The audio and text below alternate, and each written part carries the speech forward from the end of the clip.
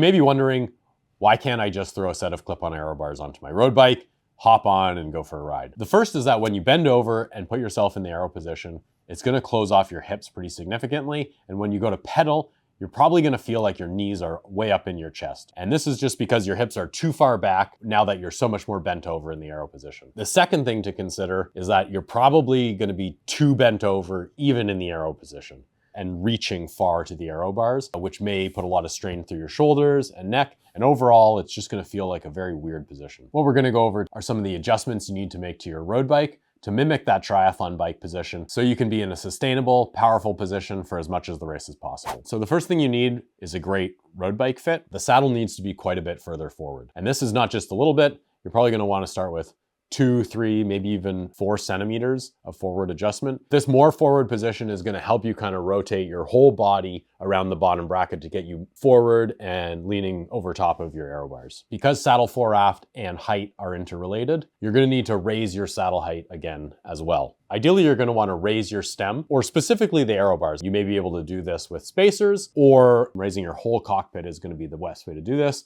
and just moving some spacers under your stem. And this is just because, generally speaking, the bar height in a road position is gonna be a little bit too low, and when you put clip-ons on, the arm pads are just gonna be too low, you'll be in too aggressive position.